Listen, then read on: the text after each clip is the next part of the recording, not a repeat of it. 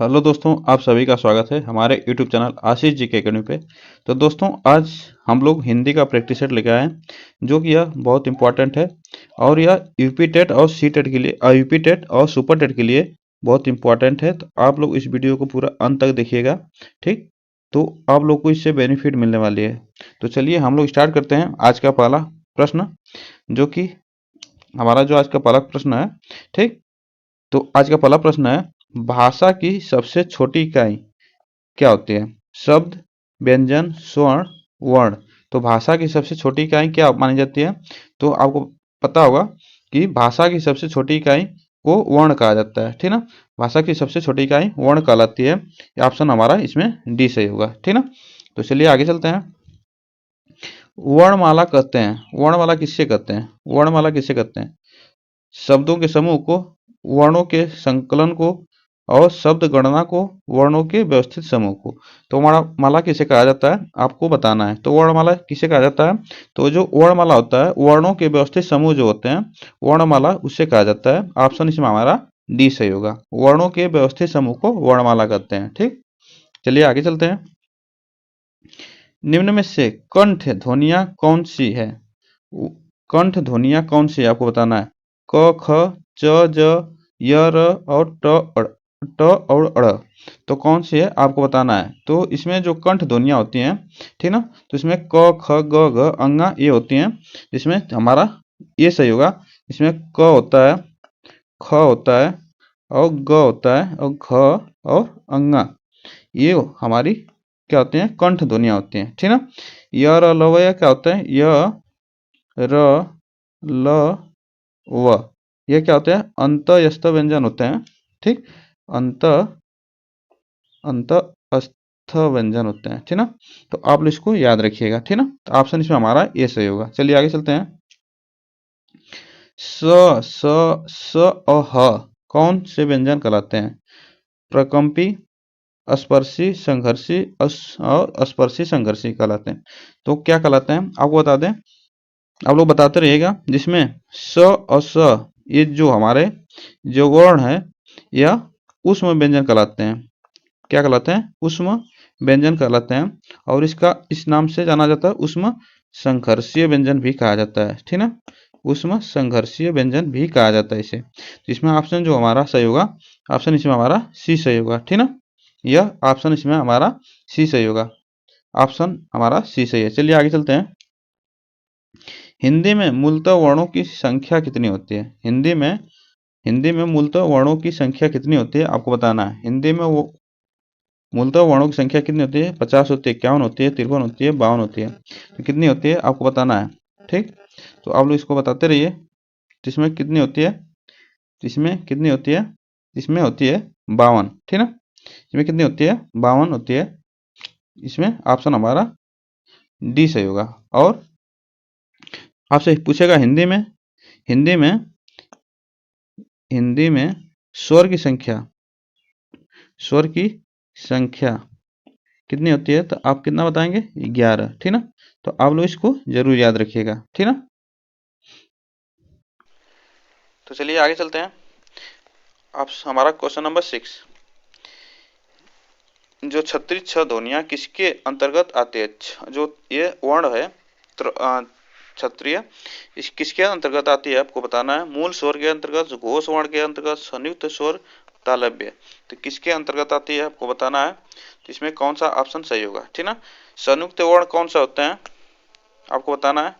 संयुक्त वर्ण कौन सा होते हैं और इसमें ऑप्शन कौन सा सही होगा।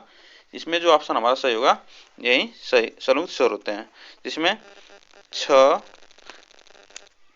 त्र, अज्ञा और ये सब वर्ण आते हैं। छत्र, अज्ञा, यह ऑप्शन हमारा सी सही होगा इसमें, ठीक ना।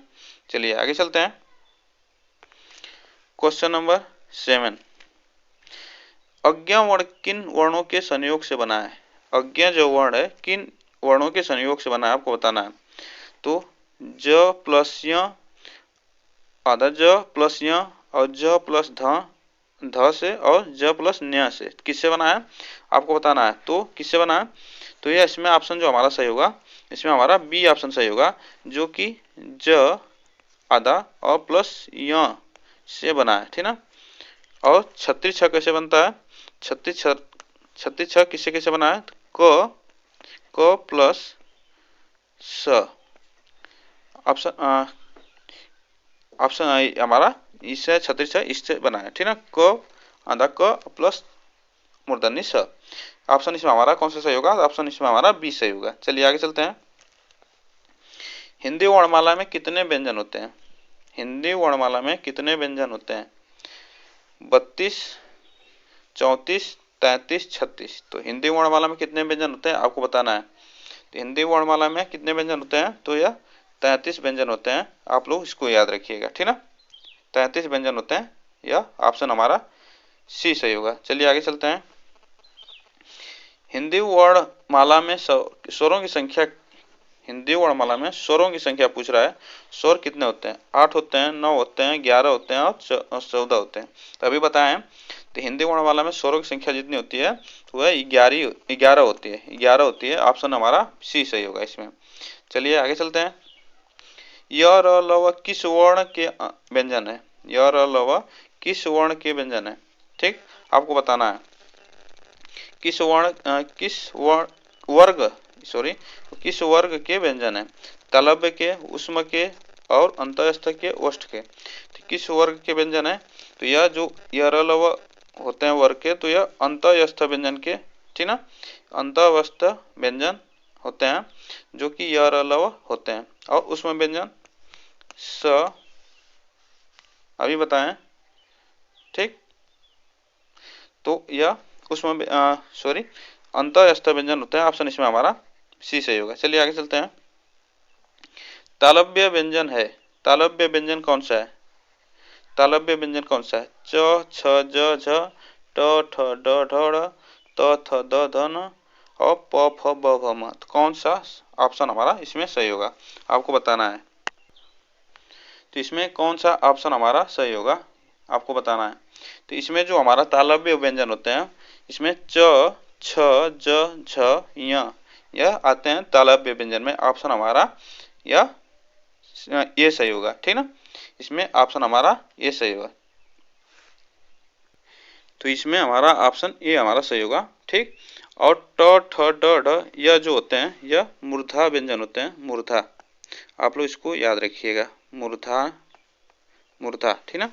यह मूर्धा व्यंजन होते हैं। और प, फ यह ओष्ठ व्यंजन होते हैं। ओष्ठ आपसे पूछ सकता है, तो यह ओष्ठ व्यंजन कहलाते हैं, ठीक ना। तो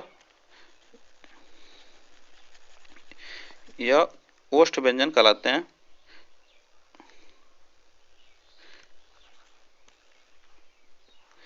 यह ओष्ठ व्यंजन कहलाते हैं, ठीक ना। तो आप इसको याद रखिएगा। और त, थ यह कहलाते हैं दंत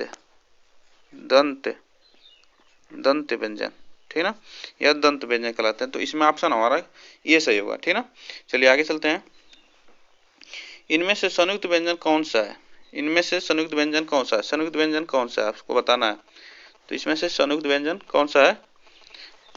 तो यह ऑप्शन कौन सा सही होगा? अड़, अज्ञ, अंग और अड़। तो इसमें जो संयुक्त व्यंजन होता है यह ऑप्शन हमारा बी सही होगा, ठीक ना। इसमें हमारा ऑप्शन बी सही होगा। यह अज्ञ जो है संयुक्त व्यंजन में आते हैं, ठीक ना। चलिए आगे चलते हैं। हिंदी वर्णमाला में अयोगवा वर्ण कौन से है? हिंदी वर्णमाला में अयोगवा पूछ रहा है। अ, ई, उ, अंग और अ। तो कौन सा ऑप्शन हमारा सही होगा? तो हिंदी वर्णमाला में 2 अयोगवा व्यंजन होते हैं। 2 कितने होते हैं? तो 2 अयोगवा व्यंजन होते हैं। आप लोग इसको याद रखिएगा। और वह कौन है? तो यह ऑप्शन हमारा डी सही है। आप लोग इसको याद रखिएगा, ठीक। चलिए आगे चलते हैं। निम्नलिखित में से कौन ट वर्ग नहीं है?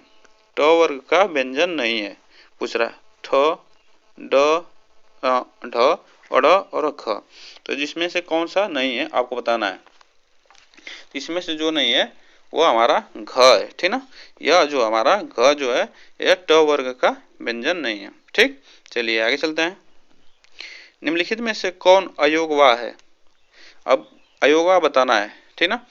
अभी हम लोग पीछे पढ़े हैं। विसर्ग, महाप्राण, संयुक्त व्यंजन, अल्पप्राण, तो कौन सा अयोगवा व्यंजन है? तो इसमें जो विसर्ग वाले जो आते हैं, यह विसर्ग जो व्यंजन आते हैं यह अयोगवा के अंतर्गत आते हैं, जिसमें दो व्यंजन होते हैं, अंग और अ, ठीक ना। चलिए आगे चलते हैं। आज का लास्ट क्वेश्चन, ए अय वर्ण क्या कहलाते हैं? ए अय वर्ण क्या कहलाते हैं? नासिक के कहलाते हैं, मूर्धन्य कहलाते हैं, ओष्ठ कहलाते हैं, कंठ तालव्य कहलाते हैं। तो क्या कहलाते हैं आपको बताना है, ठीक ना। तो इसमें जो ए अय जो वर्ण होते हैं, ठीक ना, ये ए अय वर्ण कहलाते हैं कंठ तालव्य, ठीक ना। क्या कहलाते हैं? कंठ तालव्य कहलाते हैं। ऑप्शन इसमें हमारा डी सही होगा, ठीक। तो चलिए दोस्तों, आज के लिए बस इतने क्वेश्चन है।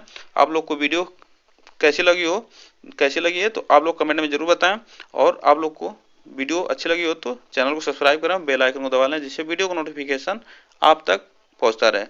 तो चलिए फिर मिलते हैं नेक्स्ट वीडियो में, तब तक के लिए थैंक यू सो मच। आज के लिए बस इतना ही।